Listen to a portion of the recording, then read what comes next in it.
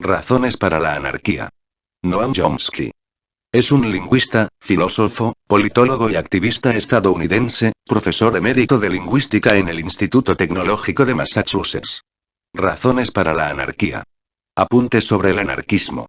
En la década de 1890 un escritor francés simpatizante del anarquismo escribió que el anarquismo tiene anchas y robustas espaldas y, como el paño, es capaz de soportar cualquier carga, incluida la de ciertos militantes que hacen más daño a la causa que su peor enemigo. Ideas y prácticas calificadas de anarquistas las ha habido de muchas clases, sería inútil tratar de encuadrar todas estas tendencias divergentes en el marco de una ideología o teoría general. Y aunque procediéramos a extraer de la historia del pensamiento libertario una tradición viva, en permanente evolución, como hace Daniel Goering en l'anarchisme, sería arduo formular sus doctrinas como una teoría específica y determinada de la sociedad y el cambio social. El historiador anarquista Rudolf Rocker, cuya obra ofrece un análisis sistemático de la deriva del pensamiento anarquista hacia un anarcosindicalismo similar al de Goering, pone el dedo en la llaga cuando escribe lo siguiente. El anarquismo no es un sistema social fijo, hermético, sino una tendencia manifiesta en la evolución histórica de la humanidad, que, a diferencia de la tutela intelectual que ejercen las instituciones eclesiásticas o gubernamentales, aspira al desarrollo libre y expedito de todas las fuerzas individuales y sociales del hombre.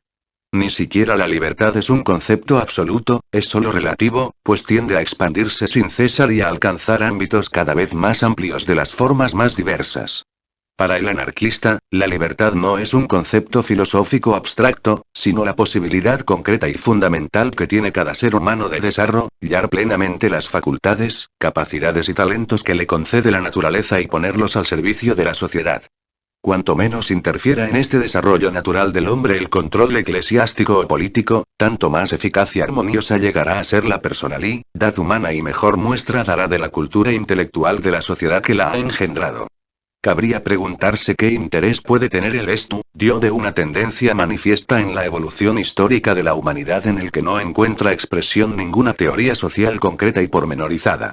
En efecto, muchos comentaristas desdeñan el anarquismo, calificándolo de ideal utópico, informe, primitivo y, en todo caso, incompatible con las realidades de una sociedad compleja. Sin embargo, nada impide adoptar una perspectiva muy distinta y afirmar que, en cada estadio de la historia, nuestro propósito debería ser erradicar aquellas formas de autoridad y opresión originarias que si bien en su momento pudieron tener una justificación por motivos de seguridad, supervivencia o desarrollo económico, en la actualidad agudizan la miseria material y cultural en lugar de contribuir a paliarla.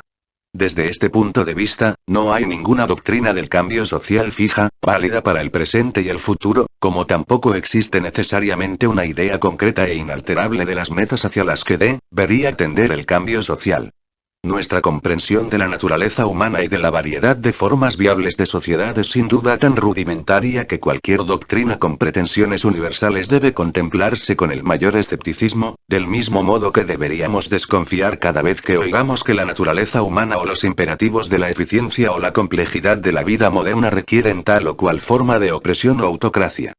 Sin embargo, en cada época concreta tenemos sobrados motivos para desarrollar, hasta donde nuestro entendimiento lo permita, una realización específica de esta tendencia manifiesta en la evolución histórica de la humanidad que sea acorde con los desafíos del presente. Para Rocker, el desafío que nos plantea nuestra época es el de liberar al hombre de la lacra de la explotación económica y la esclavitud política y social. Y la solución no reside en la conquista y el ejercicio del poder estatal, ni en un parlamentarismo embrutecedor, sino en la reconstrucción de la vida económica de los pueblos desde la base y en el espíritu del socialismo. Mas solo los productores están capacitados para ello, pues son el único estamento social creador de valor a partir del que puede surgir un nuevo porvenir. A ellos corresponde despojar al trabajo de los grilletes que le ha impuesto la explotación económica, liberar a la sociedad de todos los mecanismos e instituciones del poder político y abrir camino hacia una alianza de agrupaciones libres de hombres y mujeres basadas en el trabajo cooperativo y en una administración en interés de la comunidad. Preparar a las masas trabajadoras de la ciudad y el campo para este gran objetivo y unirlas en una fuerza militante, tal es el verdadero propósito del anarcosindicalismo moderno, esa es cabalmente su misión. En cuanto socialista, Rocker da por sentado que la auténtica, definitiva y completa liberación de los trabajadores solo es posible bajo una condición. La apropiación del capital, esto es, de las materias primas y los medios de producción, incluida la tierra, por parte del conjunto de los trabajadores. En cuanto anarcosindicalista, insiste además en que en el período prerrevolucionario las organizaciones obreras engendran no solo las ideas, sino también la realidad del porvenir, encarnando la estructura de la sociedad futura. Y aguarda esperanzado la llegada de la revolución que abolirá el aparato estatal y expropiará a los expropiadores. En lugar del gobierno, proclamamos la administración industrial. Los anarcosindicalistas están convencidos de que el orden económico socialista no puede alcanzarse mediante decretos o estatutos gubernamentales, sino en virtud de la colaboración solidaria entre las mentes y los brazos de los trabajadores en cada ramo de la producción. Es decir, encumbrando a la dirección de todas las fábricas a los propios trabajadores, de modo que las distintas agrupaciones, fábricas y ramos de la industria pasen a ser los miembros independientes del organismo económico general que se encarguen sistemáticamente de la producción y la distribución de los bienes en interés de la comunidad, mediante acuerdos adoptados libremente. Esto lo escribiría Rocker poco después de que estas ideas se hubieran llevado a la práctica de forma espectacular en la Revolución Española. Justo antes de que estallara esa revolución, el economista anarcosindicalista Diego Abad de Santillán había escrito: al afrontar el problema de la transformación social, la revolución no puede valerse del Estado como medio, sino que ha de confiar en la organización de los productores. En este principio nos hemos basado y no vemos que haya necesidad de un poder superior al de los sindicatos para establecer un nuevo orden de cosas. Que alguien nos explique qué función, si es que la hay, puede tener el Estado en una organización económica en la que la propiedad privada ha sido abolida y no hay lugar para el parasitismo y los privilegios arbitrarios. La supresión del Estado exige fuerza y vigor. Es tarea de la revolución acabar con el Estado. Una de dos. O la revolución entrega a la riqueza social a los trabajadores, en cuyo caso estos se organizarán con vistas a la distribución colectiva y el Estado dejará de tener sentido. O la revolución no entrega a la riqueza social a los productores, en cuyo caso la revolución habrá sido un fraude y el Estado seguirá existiendo. Nuestro Consejo Federal de Economía no es un poder político sino un poder regulador económico y administrativo. Recibe sus directrices desde abajo y opera con arreglo a las resoluciones de las asambleas regionales y nacionales. Es un organismo de coordinación, nada más. En una carta de 1883, Engels se mostraba en franco desacuerdo. Los anarquistas ponen las cosas patas arriba. Afirman que la revolución proletaria debe empezar por echar abajo la organización política del Estado.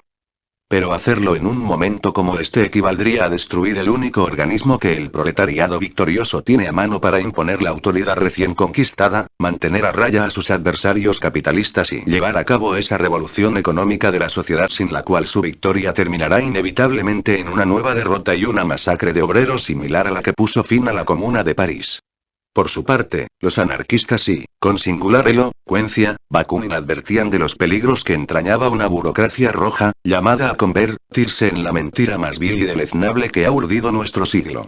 El anarcosindicalista Fernand Pelloutier se preguntaba: ¿ese estado transitorio al que hemos de someternos ha de ser por fuerza una cárcel colectivista? ¿Por qué no puede consistir en una organización libre, limitada solo por las necesidades de la producción y el consumo, despojada ya de toda institución política? No pretendo poder dar respuesta a estas preguntas, pero parece evidente que, a menos que exista algún tipo de respuesta afirmativa, las posibilidades de una revolución de veras democrática que lleve a la práctica los ideales humanistas de la izquierda son escasas. Martin Buber resumía el problema mediante la siguiente imagen. Nadie puede esperar razonablemente que un arbolillo transformado en un garrote comience a echar hojas. En la cuestión de la conquista o destrucción del poder estatal residía el principal desacuerdo entre Bakunin y Marx.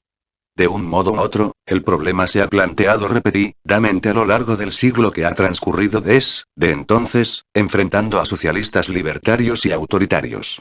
Pese a las advertencias de Bakunin sobre la burocracia roja, que encontraron su confirmación en la dictadura de Stalin, al interpretar las pugnas políticas de hace 100 años sería un burdo error hacer depender las reivindicaciones de los movimientos sociales contemporáneos de sus orígenes históricos.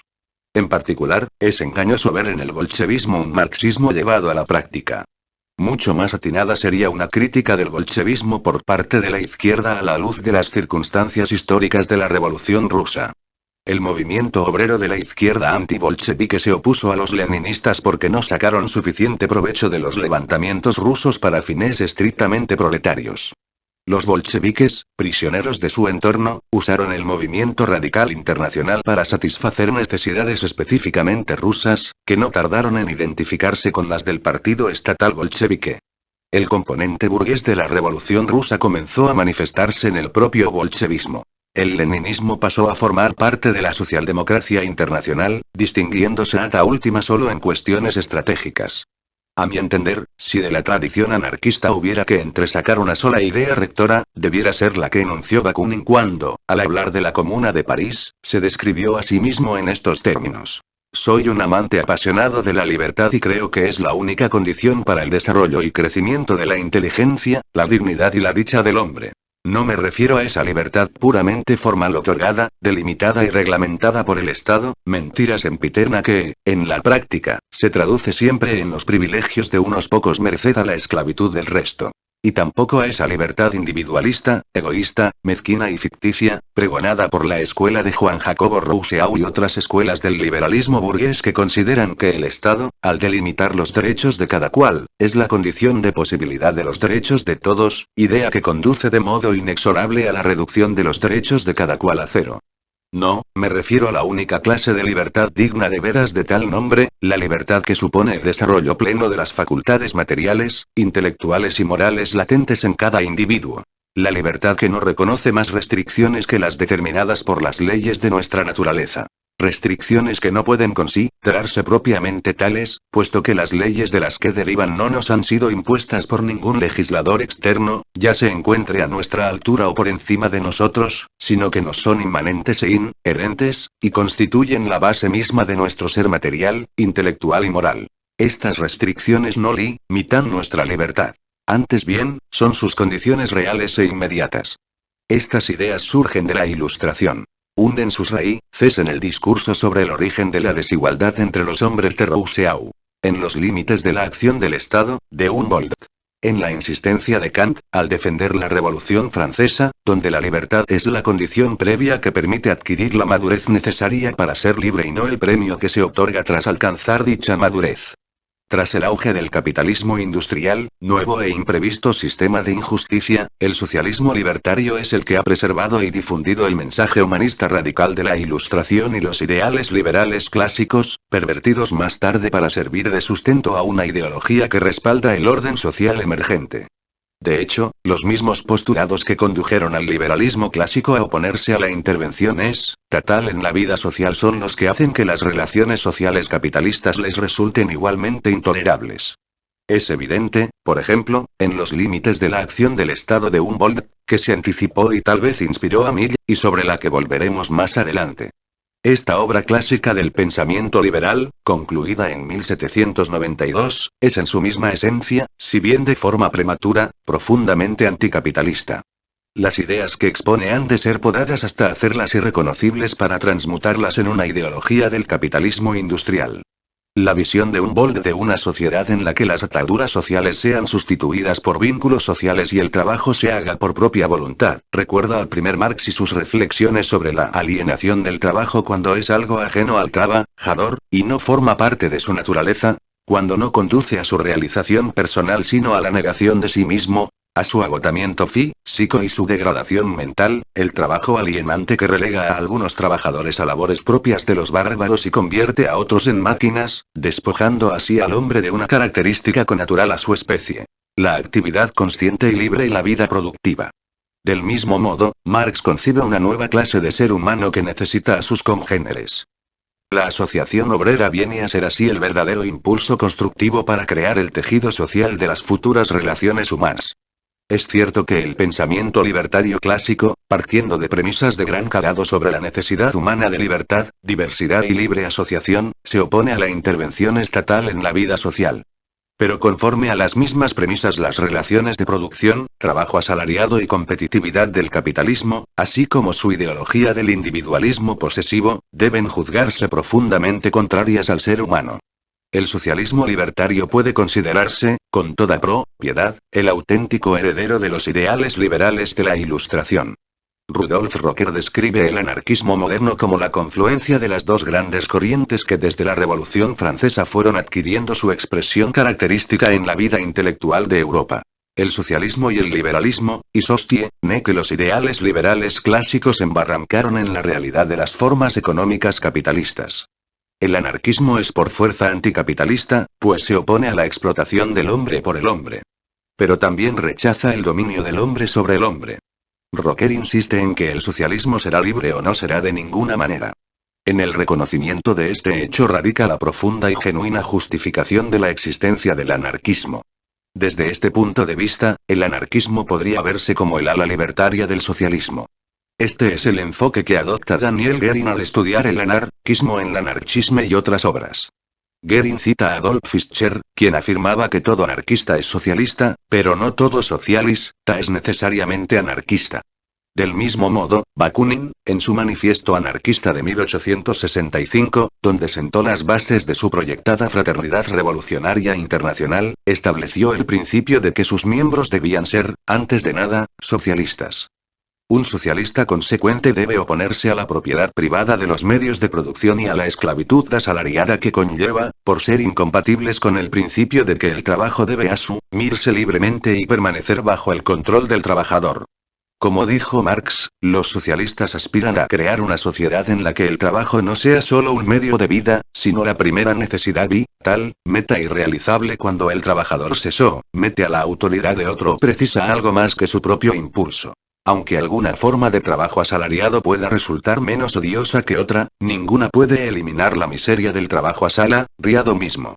Un anarquista consecuente no solo debe oponerse al trabajo alienante sino también a la embrutecedora especialización del trabajo que se produce cuando los medios de producción mutilan al obrero convirtiéndolo en un hombre fragmentario, lo rebajan a la categoría de mero apéndice de la máquina, hacen de su trabajo una tortura que lo despoja de sentido, le escamotean las potencias espirituales del trabajo en la medida en que a este se incorpora la ciencia como potencia independiente. Marx no veía en ello un fenómeno inevitable de la industrialización, sino un rasgo distintivo de las relaciones capitalistas de producción. La sociedad del futuro debe ocuparse de sustituir al trabajador especializado actual, reducido a meros fragmentos de ser humano, por el individuo desarrollado cabalmente, apto para las labores más diversas, para quien las diversas funciones sociales no son sino otras tantas formas de dar rienda suelta a sus facultades naturales. Para ello, es requisito previo la abolición del capital y el trabajo asalariado como categorías sociales, por no hablar de los ejércitos industriales de los estados obreros o las múltiples formas modernas del totalitarismo o el capitalismo estatal. En principio, esta degradación del hombre a mero apéndice de la máquina, a herramienta de producción especializada, podría superarse en lugar de agravarse mediante el desarrollo y uso adecuado de la tecnología, pero eso es algo irrealizable bajo las condiciones de control autocrático de la producción por parte de quienes hacen del hombre un instrumento al servicio de sus fines particulares, desdeñando sus metas como individuo, por emplear la expresión de Humboldt. Incluso en el seno del capitalismo, los anarcosindicalistas aspiraban a crear asociaciones libres de trabajadores libres que se implicaran en la lucha militante y se prepararan para asumir la organización de la producción de forma democrática. Estas asociaciones debían actuar como escuelas prácticas de anarquismo. Si la propiedad privada de los medios de producción es, en la célebre formulación de Proudhon, solo otra forma de robo y de explotación del débil por el fuerte, el control de la producción por parte de una burocracia estatal, por benévolas que puedan ser sus intenciones, tampoco contribuye a crear las condiciones bajo las que el trabajo manual o intelectual puede convertirse en la primera necesidad vital. Por consiguiente, ambos sistemas deben ser superados. Al arremeter contra la propiedad o el control burocrático de los medios de producción, el anarquista se alinea con los que luchan por instaurar la tercera y última fase emancipatoria de la historia. Si la primera convirtió a los esclavos en siervos y la segunda hizo de ellos trabajadores asalariados, la tercera abolirá el proletariado en un acto definitivo de liberación que pondrá el control de la economía en manos de asociaciones libres y voluntarias de productores. Fourier, 1848. También Alexis de Tocqueville advertía en 1848 del peligro inminente para la civilización. Mientras el derecho de propiedad fue el origen y el fundamento de tantos otros derechos, fue fácil de defender, o más bien no hubo necesidad de defenderlo. Por entonces constituía la ciudadela de la sociedad, siendo el resto de derechos la fortificación que la rodeaba. No tuvo que repeler ningún ataque y, en la práctica, no se produjo ningún intento serio de tomarla al asalto. Pero hoy, cuando el derecho de propiedad es el último vestigio intacto del mundo aristocrático, lo único que queda en pie de su ciudadela, el único privilegio de una sociedad que tiende a la igualdad, la cosa es muy distinta. Basta con pensar en lo que sienten las clases trabajadoras, aunque sigan guardando silencio. Es cierto que no están tan inflamadas como antaño por la pasión política propiamente dicha, pero ¿no veis que sus pasiones, alejándose de la política, son ahora pasiones sociales? ¿No veis que, poco a poco, se difunden entre ellas opiniones e ideas que no persiguen abolir tal ley, ministerio o gobierno, sino disolver los cimientos mismos de la sociedad? En 1871, los obreros de París rompieron su silencio y procedieron a abolir la propiedad, la base de toda civilización. Sí, caballeros, la comuna pretendía abolir esa propiedad de clase que convierte el trabajo de muchos en la riqueza de unos pocos. Aspiraba a la expropiación de los expropiadores. Quería convertir la propiedad individual en una realidad transformando los medios de producción, la tierra y el capital, que hoy son ante todo medios de sometimiento y explotación del trabajo, en simples instrumentos de trabajo libre y asociado. La comuna acabó en un baño de sangre, por supuesto. La verdadera naturaleza de la civilización que los obreros de París habían tratado de abolir con su ataque a los cimientos mismos de la sociedad salió de nuevo a relucir cuando las tropas del gobierno de Versalles reconquistaron la ciudad de París. Como escribe Marx, con tanta amargura como acierto. La civilización y la justicia del orden burgués se exhiben en todo su siniestro esplendor dondequiera que sus esclavos y sus parias osan rebelarse contra los señores. En tales momentos, esa civilización y esa justicia se muestran como lo que realmente son. Salvajes, modo descarado y venganza sin ley. Las virulentas hazañas de la soldadesca reflejan el espíritu innato de esa civilización, de la que es el brazo vengador y mercenario. La burguesía del mundo entero, que asistió complácida a la masacre que puso el broche a la batalla, se estremece de horror ante la profanación del ladrillo y la argamasa. Ibid. pp. 74-77. Pese a la violenta destrucción de la comuna, Bakunin escribió que los sucesos de París inauguraban una nueva era, la de la emancipación definitiva y completa de las masas populares y su verdadera solidaridad futura, por encima y a pesar de las ataduras del Estado. La próxima revolución internacional y solidaria de los pueblos será la resurrección de París, una revolución que el mundo todavía espera. Así pues, el anarquista consecuente ha de ser socialista, pero de un modo particular. No solo se opondrá al trabajo alienante y especializado y aspirará a la apropiación del capital por parte de los trabajadores, sino que insistirá además en que esta apropiación se realice de forma directa, sin la mediación de ninguna élite que actúe en nombre del proletariado. Se opondrá, en suma, a la organización de la producción por parte del gobierno, que equivale al socialismo de Estado, a la autoridad de los funcionarios del Estado sobre la producción y a la autoridad de los gerentes, científicos y encargados en la fábrica. La meta de la clase obrera es liberarse de la explotación. Es una meta que no se alcanza ni podrá alcanzarse nunca reemplazando a la burguesía por una nueva clase dirigente. Solo pueden alcanzarla los propios trabajadores, adueñándose de la producción. La cita procede de 5 tesis sobre la lucha de clases, de Anton Pannekoek, figura destacada de la izquierda marxista y uno de los principales teóricos del movimiento consejista. Y es que, en la práctica, el marxismo radical converge con las corrientes anarquistas, como ilustra la siguiente caracterización del socialismo revolucionario. El socialista revolucionario descarta que la propiedad estatal pueda conducir a otra cosa que al despotismo burocrático. Ya hemos visto por qué el Estado no puede ejercer el control democrático de la industria. La propiedad y el control democrático de la industria corresponden solo al proletariado, que elegirá comités administrativos industriales de entre sus filas. El socialismo será, en esencia, un sistema industrial. Su estructura electoral será de carácter industrial. De este modo, quienes lleven a cabo las actividades comunitarias e industriales de la sociedad estarán representados de forma directa en los consejos locales y centrales de la administración, y el poder de los delegados emanará de quienes llevan a cabo el trabajo y conocen las necesidades de la comunidad. Cuando el Comité Industrial Administrativo Central se reúna, representará a cada sector de la actividad social. Así, el Estado capitalista, político o geográfico, será reemplazado por el Comité Administrativo Industrial del Socialismo. La transición de uno a otro sistema constituirá la revolución social. A lo largo de la historia, el Estado político ha ido asociado al gobierno de los hombres ejercido por las clases dirigentes. La República Socialista será el gobierno de la industria, administrada en nombre de la comunidad. El primero entrañaba el sometimiento económico y político de la mayoría.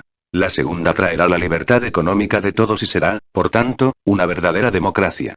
Esta declaración programática procede de The State. Its Origins and Function, obra de William Paul publicada en 1917, poco antes de que apareciera el Estado y la Revolución de Lenin, tal vez su obra más libertaria. Paul militó en el Partido Laborista Socialista Marxista-Leonista, y más adelante fue uno de los fundadores del Partido Comunista Británico. Su crítica del socialismo de Estado guarda cierta similitud con la doctrina libertaria de los anarquistas. Ambas parten de la base de que la propiedad y la gestión estatal degeneran en un despotismo burocrático que la revolución social debe sustituir por la organización industrial de la sociedad bajo el control directo de los trabajadores. Podrían citarse multitud de afirmaciones similares. Lo esencial es que estas ideas ya han sido puestas en práctica en acciones revolucionarias espontáneas en Alemania e Italia tras la Primera Guerra Mundial o en España en 1936, y no solo en las zonas rurales, también en la Barcelona industrial. Podría decirse que la forma natural de socialismo revolucionario en una sociedad industrial es alguna clase de comunismo consejista. Confirma la intuición de que la democracia se encuentra muy limitada cuando el sistema industrial está controlado por una élite autocrática, ya sea de propietarios, administradores y tecnócratas, ya sea por un partido de vanguardia o por una burocracia estatal. En tales condiciones de dominio autoritario serán irrealizables los ideales libertarios clásicos que desarrollaron por extenso Marx, Bakunin y todos los verdaderos revolucionarios.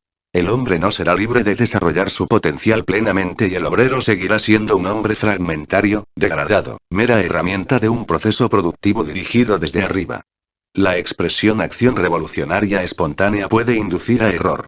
Los anarcosindicalistas, cuando menos, se tomaron muy en serio la observación de Bakunin acerca de las organizaciones obreras, que en el período previo a la revolución deben crear no solo las ideas, sino también la realidad del porvenir. Los logros de la Revolución Popular Española, en particular, se edificaron sobre el trabajo paciente de muchos años de organización y educación, sobre una larga tradición de compromiso y militancia. Las resoluciones del Congreso de Madrid, en junio de 1931, y del Congreso de Zaragoza, en mayo de 1936, prefiguraban en más de un sentido los actos de la revolución, al igual que otras ideas un poco distintas esbozadas por Abad de Santillán en su puntual descripción de la organización socioeconómica que habría de instituir la revolución. La Revolución Española estaba relativamente madura, tanto en las mentes de los pensadores libertarios como en la conciencia popular. Tras el golpe de Franco, cuando la agitación de principios de 1936 dio pie a la revolución social, el país disponía de organizaciones obreras con la estructura, la experiencia y los conocimientos necesarios para emprender la reconstrucción social.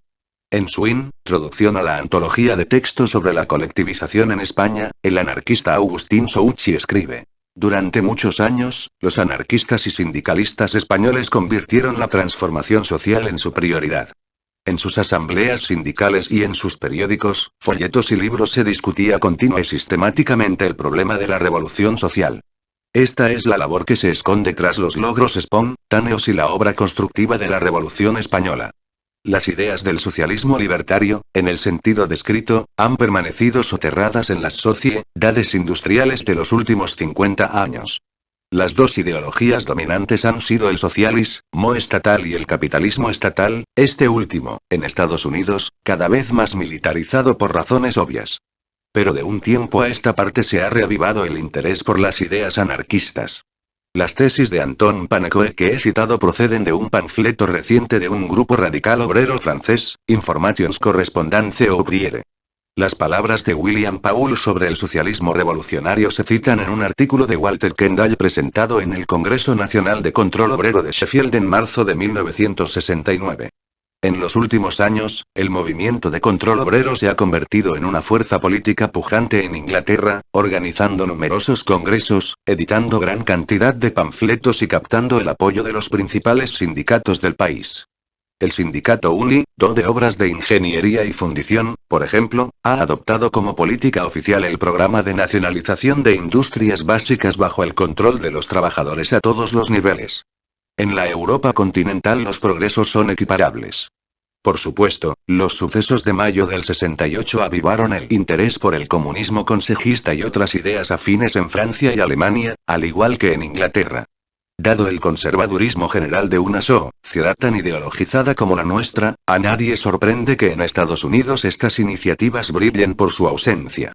Pero también eso puede cambiar. La erosión de la mitología de la Guerra Fría permite al menos plantear estas cuestiones en círculos bastante amplios. Si logramos contener la actual ola de represión y la izquierda consigue superar sus impulsos suicidas para construir sobre los cimientos que se han puesto durante el último decenio, la organización de una sociedad industrial conforme a principios verdaderamente democráticos, que someta el trabajo y la comunidad a un control también democrático, pasará a ser el principal tema de reflexión para todo aquel que sea sensible a los problemas de la sociedad contemporánea. Y a medida que se genere un movimiento de masas favorable al socialismo libertario, la reflexión dará paso a la acción. En su manifiesto de 1865, Bakunin predijo que un elemento importante de la revolución social sería esa fracción inteligente y verdaderamente noble de la juventud que, pese a pertenecer por nacimiento a las clases privilegiadas, hará suya la causa del pueblo gracias a sus generosas convicciones y ardorosas aspiraciones. ¿Acaso pueda considerarse el movimiento estudiantil de los años 60 un primer paso hacia el cumplimiento de su profecía? Daniel Guérin ha emprendido lo que él describe como un proceso de rehabilitación del anarquismo.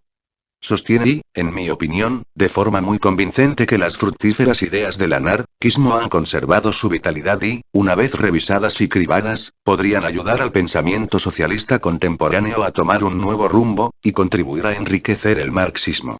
De esas anchas y robustas espaldas del anarquismo, ha escogido para examinar con detenimiento aquellas ideas y acciones que cabría adscribir al socialismo libertario.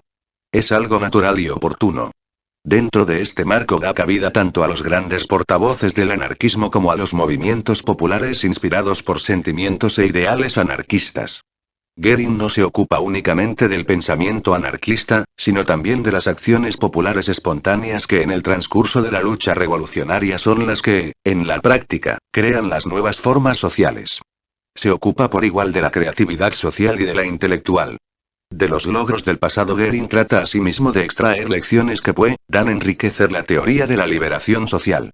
Para aquellos que además de entender el mundo aspiran a cambiarlo, no hay mejor modo de abordar el estudio de la historia del anarquismo. En l'anarchisme, Guérin sostiene que el anarquismo del siglo X fue un movimiento sobre todo doctrinal, mientras que el siglo XX ha sido para los anarquistas un período de práctica revolucionaria. La suya es una interpretación del anarquismo que apunta de forma consciente hacia el futuro. Arthur Rosenberg señaló en cierta ocasión que las revoluciones populares se caracterizan por su aspiración a reemplazar un gobierno feudal o centralizado basado en la fuerza por alguna suerte de sistema comunal que conlleve la destrucción y disolución de la vieja forma de Estado. Este sistema será o bien socialista o bien una forma extrema de democracia, premisa del socialismo, pues este solo puede hacerse realidad en un mundo en que el individuo goce del mayor grado posible de libertad. Se trata, añade, de un ideal común a Marx y los anarquistas. Esta lucha natural por la liberación es contraria a la tendencia actual hacia la centralización de la vida económica y política. Hace un siglo Marx escribió que la burguesía de París comprendió que no había más alternativa que la comuna o el imperio, fuera cual fuera el nombre bajo el que éste resurgiese. En el aspecto económico, el imperio los había arruinado dilapidando la riqueza pública, dando pie a enormes estafas financieras, prestando apoyo a la concentración artificialmente acelerada del capital, que supuso la expropiación de muchos de sus miembros. Los había suprimido políticamente y los había exasperado moralmente con sus orgías. Había herido su volterianismo al confiar la educación de sus hijos a los freres ignorantims y había soliviantado su nacionalismo francés abocándolos a una guerra que solo podía ofrecer una compensación para la ruina que había causado. La caída del imperio. El mísero Segundo Imperio era la única forma de gobierno posible en una época en que la burguesía había perdido ya la facultad de gobernar la nación y la clase obrera aún no la había adquirido. No sería muy difícil reformular la frase para amoldarla a los sistemas imperiales de 1970. Liberar al hombre de la lacra de la explotación económica y la esclavitud política y social sigue siendo la tarea fundamental de nuestro tiempo. Y mientras sea así, las doctrinas y prácticas revolucionarias del socialismo libertario podrán servirnos de inspiración y de guía. Fin. Razones para la anarquía. Apuntes sobre el anarquismo. Noam Chomsky.